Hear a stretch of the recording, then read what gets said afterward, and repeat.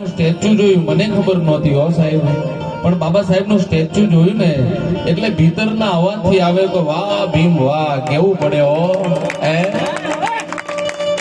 સાહેબ. નિશાળની અંદર ઈ મોટા સાહેબો આવે છે, નિશાળની અંદર મોટા સાહેબો આવે અને આવે છે સાહેબ, અને ઈ વિદ્યાર્થીઓને પૂછે છે કે આ દુનિયામાં એવી કઈ વસ્તુ છે કે જેને તમે જોઈ શકો પણ અડી ન શકો.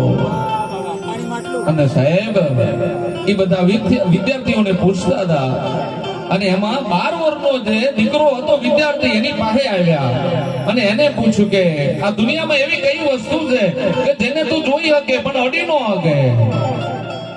અને સાહેબ એ 12 વર્ષનો વિદ્યાર્થી એમ કહેતો તો, કોકે એમ કીધું કે સૂરજ હોય, કોકે એમ કીધું ચાંદો હોય, પણ એ 12 વર્ષનો એ વિદ્યાર્થી એમ કહેતો હતો અમે પડ્યું પાડીનું માટલું, એનું જોઈ શકું પણ સાહેબ વળી ન શકું.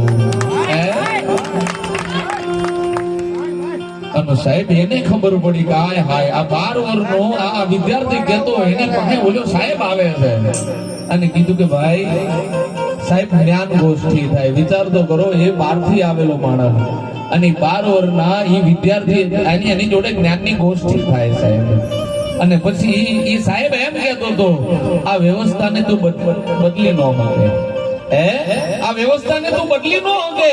અને 12 વર્ષનો વિદ્યાર્થી એમ કહેતો હતો આ વ્યવસ્થાને બદલવા માટે મારે શું કરવું પડે. એ 12 વર્ષના વિદ્યાર્થીએ સાહેબને પ્રશ્ન કર્યો કે મારે આ વ્યવસ્થાને બદલવા માટે શું કરવું પડે. અને સાહેબ એમ કહેતો હતો કે તારે આ વ્યવસ્થાને બદલવા માટે કાયદા બનાવવા પડે. અરે કાયદા બનાવવા માટે શું કરવું પડે? તારે બેરિસ્ટર બનવું પડે. અને સાહેબ 12 વર્ષના એ વિદ્યાર્થીએ એમ કીધું કે હું બેરિસ્ટર બનીશ, અને હોય ને તો મારો ભીમરાવ બાબા સાહેબ આંબેડકર હોય સાહેબ.